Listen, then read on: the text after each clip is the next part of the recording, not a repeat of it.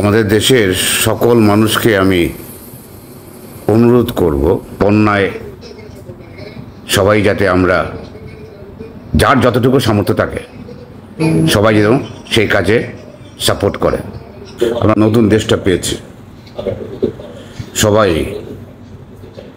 খুব খুশি, আনন্দ। বা তার ভিতরে অনেক লোকজন আছে যারা লুটপাটে ব্যস্ত, ধান্দা ব্যবসায় ব্যস্ত। এই স্বাধীন দেশে হওয়ার আগে থেকে কিন্তু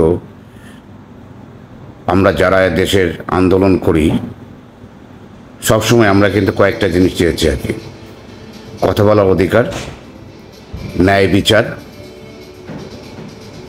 দুর্নীতিবাজ থাকবে না, মাদক থাকবে না, আর দেশটাকে পরিষ্কার করতে হবে।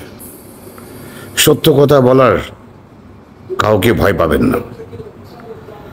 সাধারণ মানুষ যাই থাকুন না কেন, প্রতিটা মানুষ অন্যায়ের প্রতিবাদ করা, অন্যায়ের বিরুদ্ধে দাঁড়াতে হবে আমাদের। এটা আমাদের দেশ, আমাদের ভবিষ্যৎ আমাদেরই করতে হবে। যার জন্য আমি সবসময় বলে আসছি, বাংলাদেশ ওয়ান ফ্যামিলি, বাংলাদেশ একটা পরিবার। বিকজ আমি রূপগঞ্জ থেকে চালু করেছি। রূপগঞ্জ একটি পরিবার, রূপগঞ্জ ওয়ান ফ্যামিলি, ভুলবেন না। আমরা সবাই সবসময় একসাথে থাকবো আর কি। আমাদের সাথে কোনো খারাপ মানুষের জায়গা নাই, সে যেই হোক না কেন।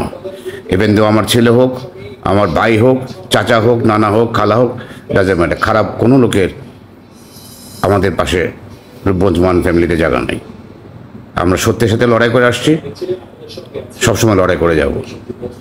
আরেকটা জিনিস, বাংলাদেশের প্রতিটা মানুষ, দেশের বিদেশে সবাই দেখেছে আর কি, গত 10 মাস এই গাজী পরিবার, তাদের অন্যায়, এই গাজীর এন্টায়ার বাহিনী, পাপ্পা বাহিনী, গাজী বাহিনী, সবার বিরুদ্ধে আমি কন্টিনিউয়াস লড়াই করে আসছি।